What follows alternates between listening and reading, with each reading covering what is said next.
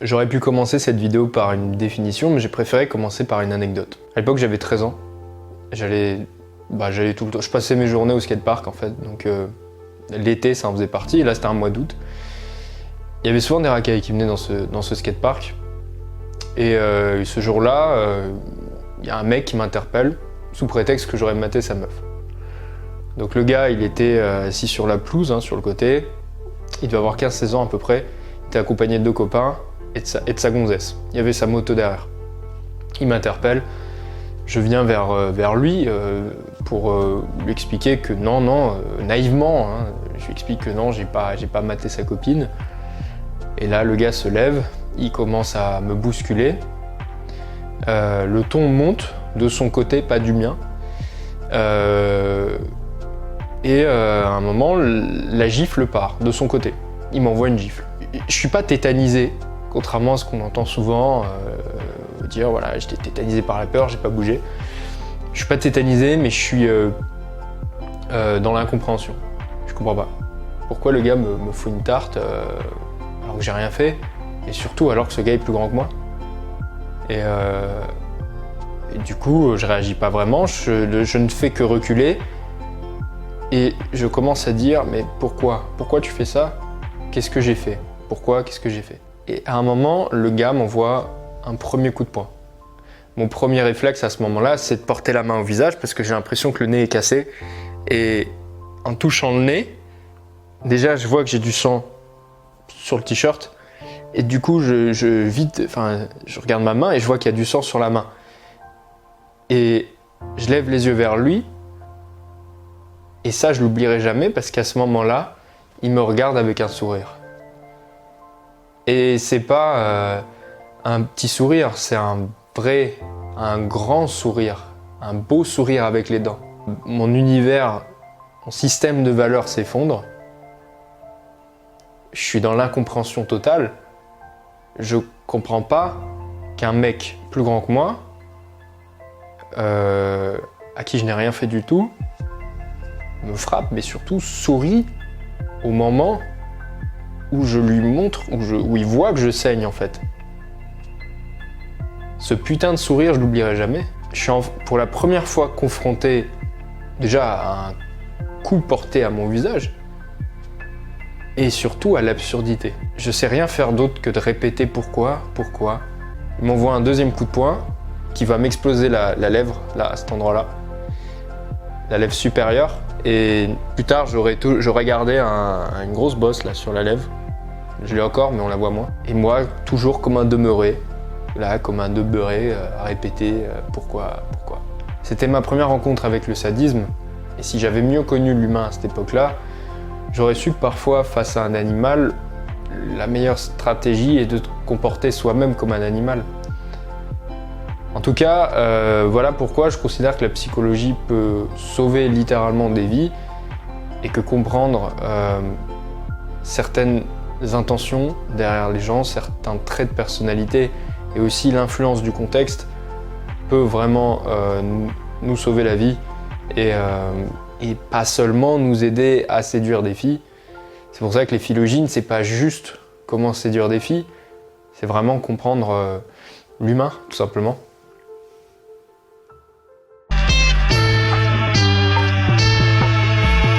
On a beaucoup parlé de la triade noire, la Dark Triad, sur cette chaîne YouTube, le narcissisme, la psychopathie et le machiavélisme.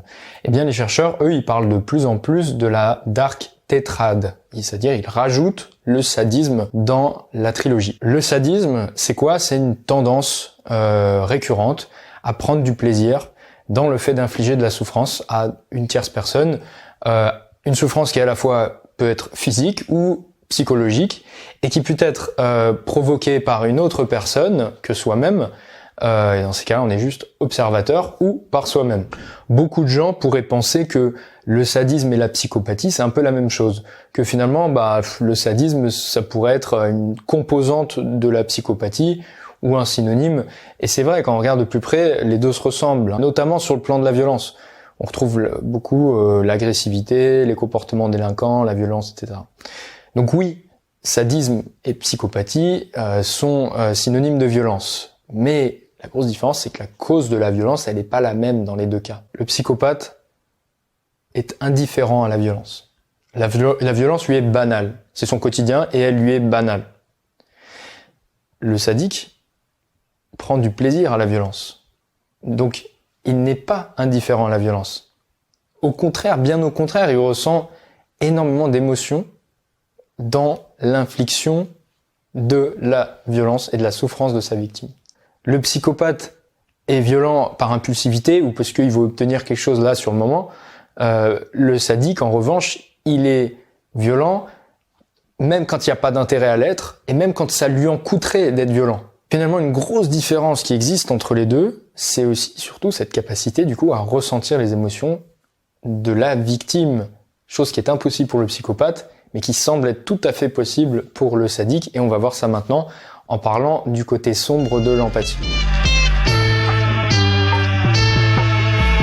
Maintenant, je vais vous parler d'une étude qui a été menée sur des délinquants sexuels, qui est extrêmement intéressante. Les expérimentateurs ont fait passer un test de personnalité à ces délinquants sexuels, le test je vous en reparlerai après, et du coup ils ont coupé en deux, scindé en deux le groupe, en deux groupes, ceux qui avaient des scores élevés sur le sadisme et ceux qui avaient des scores bas. Donc on va dire les sadiques et les non sadiques. À tous ces délinquants sexuels, on leur a fait visionner des scènes de violence et on leur a posé des questions et on s'est intéressé par IRM à ce qui se passait dans leur cerveau. La première question qui est posée, c'est sur une échelle de 0 à 10, pourriez-vous donner une note à la souffrance ressentie par la victime? Première remarque très intéressante, là où il y a une grosse différence, c'est que les sadiques donnent des notes plus élevées que les non-sadiques. Ils évaluent la souffrance ressentie par la victime comme étant plus importante que les non-sadiques. Ce résultat très intéressant, il va être confirmé par l'IRM. On observe que dans le cerveau des sadiques, il y a une activation de la jonction temporopariétale et de l'insula antérieure. Ces zones-là, elles jouent un rôle dans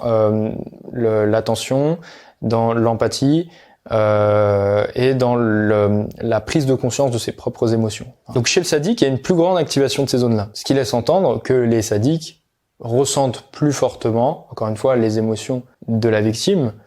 Ils se mettent à la place de la victime. Ils font preuve de bien plus d'empathie que les non-sadiques. Mais en parallèle, il y a aussi d'autres zones qui sont activées et qu'on retrouve pas chez les non-sadiques. C'est toutes les zones qui s'activent habituellement lors d'un rapport sexuel. L'amygdale, le striatum ventral, l'hypothalamus, etc. Ces zones-là, elles s'activent pendant une scène de violence. Mais c'est pas tout. Les chercheurs sont allés beaucoup plus loin puisqu'ils ont mesuré l'afflux sanguin qui vient dans le pénis. En gros, l'excitation sexuelle, c'est comme ça qu'on la mesure chez les hommes ou les femmes, par ce qu'on appelle par plétismographie pénile, en l'occurrence, ou vaginale pour les femmes. Donc on mesure, voilà, quelle quantité de sang vient dans l'appareil reproducteur. Il y en a beaucoup plus chez le sadique. Donc ça montre, encore une fois, que c'est pas juste une excitation psychologique, c'est aussi une excitation physiologique. Et là où c'est très intéressant, c'est que vous avez parlé tout à l'heure des zones qui s'activent, les zones liées aux émotions, à l'empathie. Eh bien, il y a, entre ces zones-là et les zones activées lors d'un rapport sexuel, une connectivité très performante. C'est-à-dire que vous avez beaucoup plus de circuits neuronaux qui sont actifs entre ces deux zones-là lors de du visionnage d'une scène de violence. Par empathie, je comprends et je ressens la souffrance de la victime, mais cette émotion-là, elle est immédiatement traduite en une excitation sexuelle. Il y a un truc qui est mal câblé, quoi, en fait, si vous voulez. Et peu importe que le stimulus soit sexuel ou non, peu importe qu'il y ait consentement ou non de la victime, et ce, même s'il n'y a pas de violence. En fait, ce qui se passe, c'est que lorsqu'ils mettent ces vidéos face à la personne sadique, avant que la violence n'apparaisse, le sadique anticipe. Et donc, on voit dans son cerveau que déjà ces zones-là, elles sont activées. Il est extrêmement concentré, et ça se voit notamment avec la jonction temporopariétale, qui gère notamment la concentration, l'attention.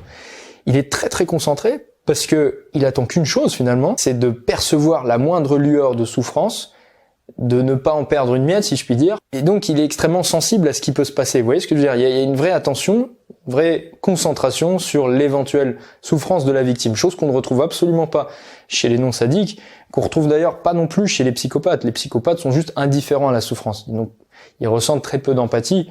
Là où le sadique, encore une fois, est capable de ressentir. Et c'est pas seulement de l'empathie cognitive, hein. C'est pas seulement, il y a aussi de l'empathie affective, puisqu'on l'a vu, il ressent des émotions. Ces résultats-là, ils nous montrent aussi que les psychologues sont plutôt doués pour établir des tests de personnalité, puisque ce test-là, en l'occurrence, le test qui a permis de mesurer le sadisme, était tout à fait corrélé à ces observations qu'on a vues ici. Ça veut dire que le test que je vais vous faire passer là, en partie, eh bien, il peut vous permettre de savoir si vous avez, entre guillemets, un peu le cerveau d'un sadique. Face à la deuxième partie, êtes-vous sadique ? Le test qui est utilisé dans les études dont je vous parle, c'est le plus connu pour mesurer le sadisme, il s'appelle le VAST, le Vast Varieties of Sadistic Tendencies. Il mesure deux grandes formes de sadisme, le sadisme direct d'un côté et le sadisme par procuration. Dans le sadisme direct, vous avez une forme verbale ou psychologique et une forme physique. Dans le sadisme direct, vous êtes actif, c'est vous-même qui infligez la punition. Dans le sadisme par procuration, vous n'êtes que spectateur. Donc on va commencer par le sadisme physique et je vais vous donner déjà deux items, deux questions qu'on retrouve dans le test de personnalité. Alors je vais pas tout vous donner parce que je voulais pas faire une vidéo où je liste toutes les questions, c'est pas très intéressant. Si vous voulez passer le test de personnalité en intégralité, vous pouvez simplement rentrer votre email dans la Gazette Philogine, je vous l'enverrai par mail automatique et vous aurez les instructions pour le passer vous-même. Alors deux exemples de questions pour le sadisme physique.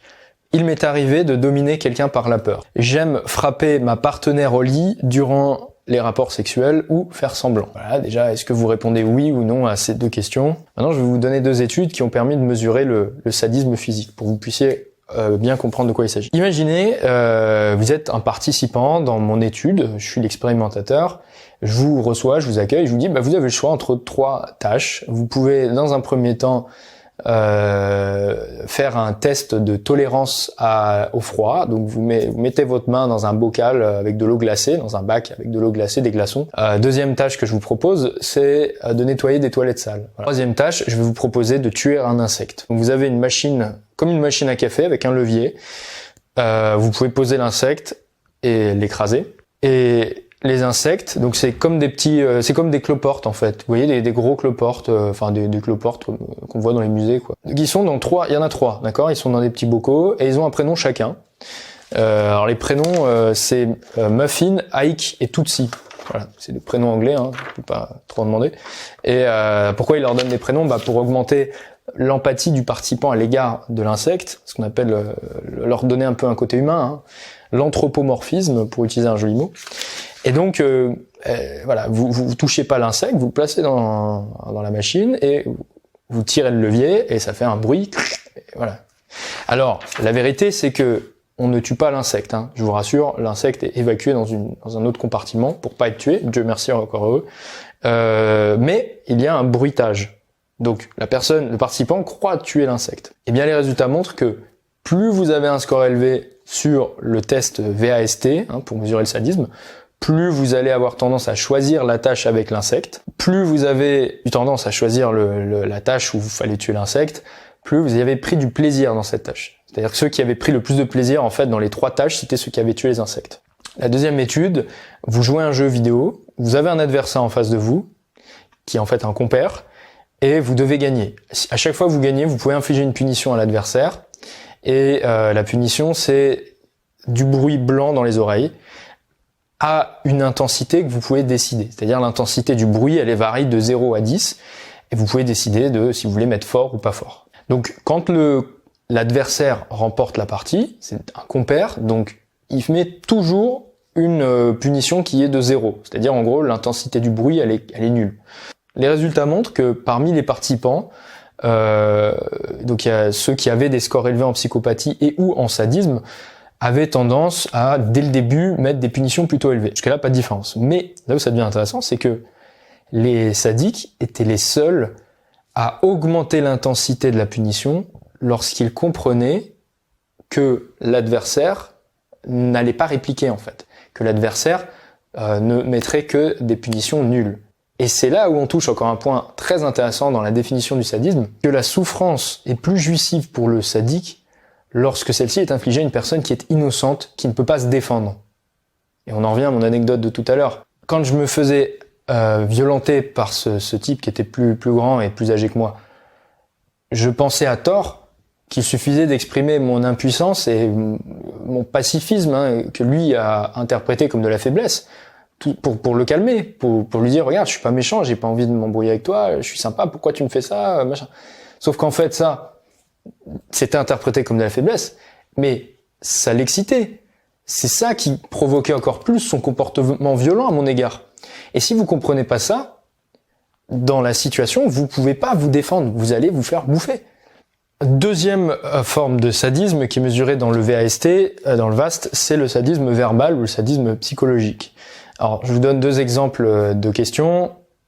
J'étais méchant avec certaines personnes au lycée. Est-ce que c'est votre cas? Est-ce que vous étiez le fameux bully, comme on dit en anglais, le bourreau? Si oui, il y a de grandes chances que vous ayez des tendances sadiques. Le bourreau, durant l'enfance, ça peut avoir des effets dévastateurs sur la victime à court terme, mais aussi sur toute sa vie. Et très souvent, malheureusement, les rôles restent inchangés. Alors, on a évidemment des contre-exemples, autant le mentionner pour ceux qui connaissent Georges Saint-Pierre, le fameux combattant MMA, qui, pour la petite anecdote, avait retrouvé son bourreau à l'époque. Il se faisait emmerder quand il était gamin, parce à mon avis, il était pas très grand, il était plutôt chétif. Et il a retrouvé son bourreau et il lui a pas cassé la gueule, ils ont juste discuté en fait. Donc, une belle victoire de la victime sur son bourreau, en l'occurrence.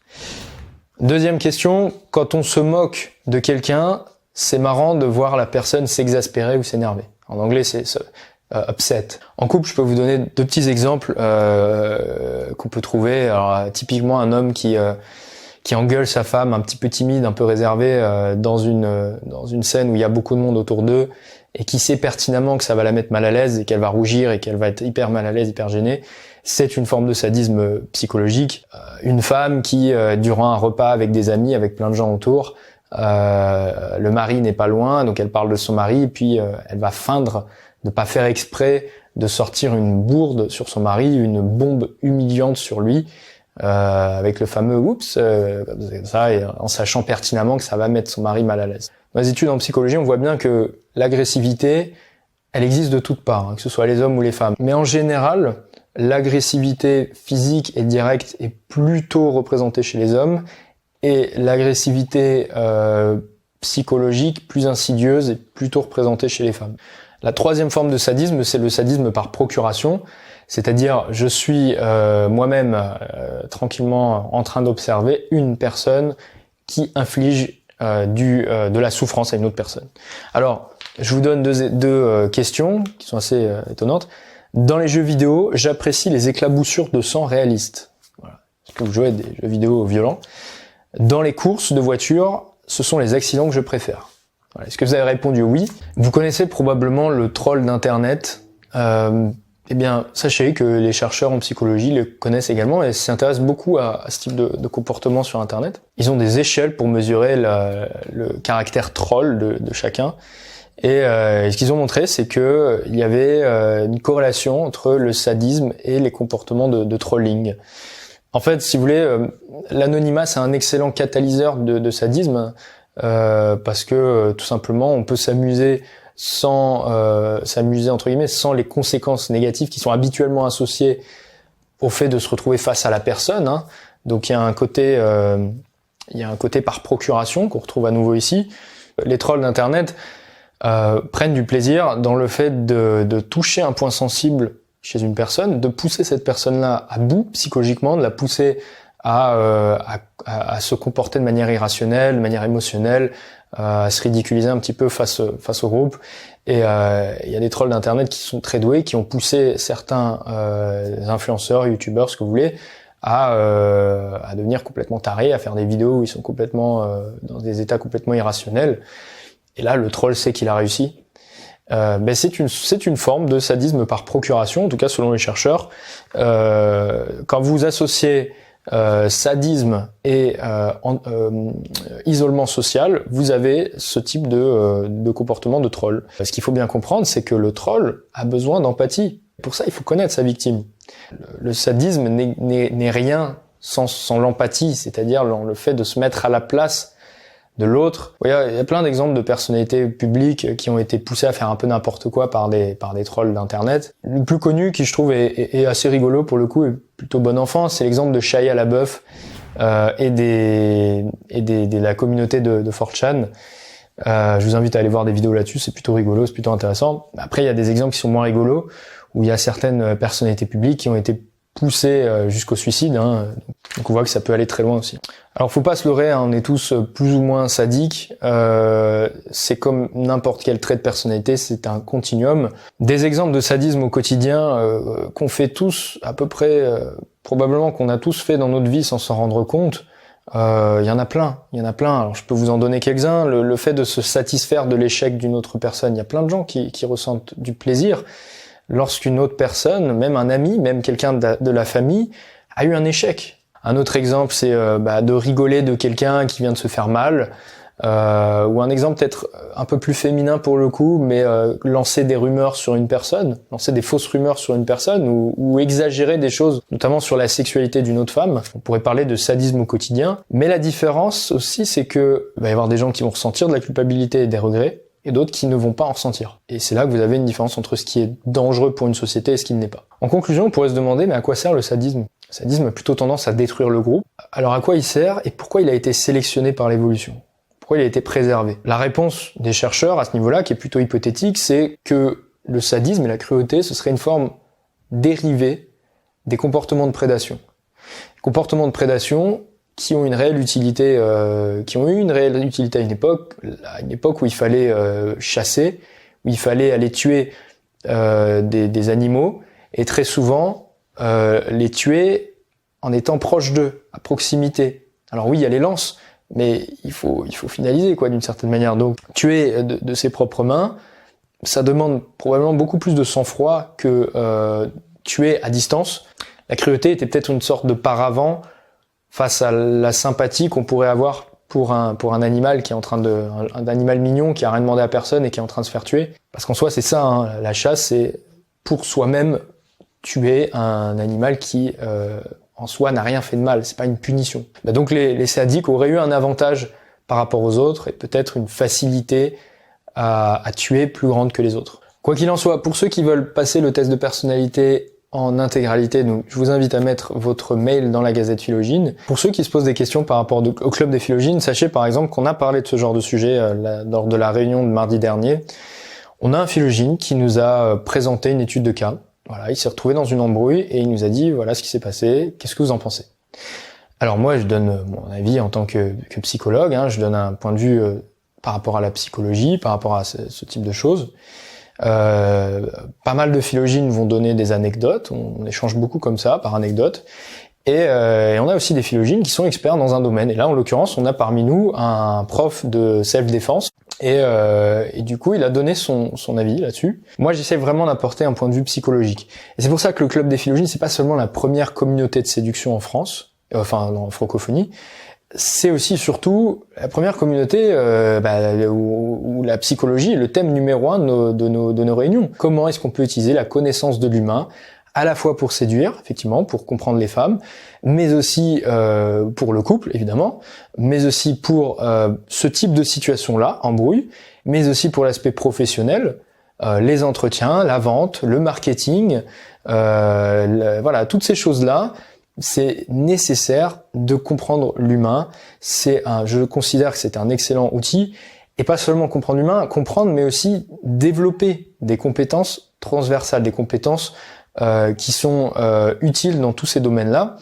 Et on n'est pas juste là, encore une fois, à se branler intellectuellement. Les philogines passent régulièrement à l'action, font des rencontres entre eux dans toutes les villes de France et de Suisse et de Belgique, pour vraiment développer ces compétences sociales-là. Je bosse avec un philogine là-dessus qui m'aide à gérer tous les mails, toutes les demandes de candidature. On les lit toutes et tout le monde ne rentre pas, clairement. On est assez exigeant sur certains points parce qu'on veut pas que les philogines ça devienne une poubelle. Si le niveau baisse, les plus fidèles partiront et c'est pas mon objectif. Donc on veut vraiment garder un niveau relativement élevé au sein du club. Et on a des chercheurs et des psychologues également dans le Club des Philogines. Si c'est votre cas, si vous êtes chercheur et psychologue, vous êtes le bienvenu. Vous pouvez faire une demande, m'expliquer quel est le thème de votre thèse et on vous fera un abonnement de luxe. Voilà, en tout cas, j'espère que ça vous motive à nous rejoindre dans le Club des Philogines. J'espère que cette vidéo vous a plu aussi de manière générale et je vous dis à très bientôt.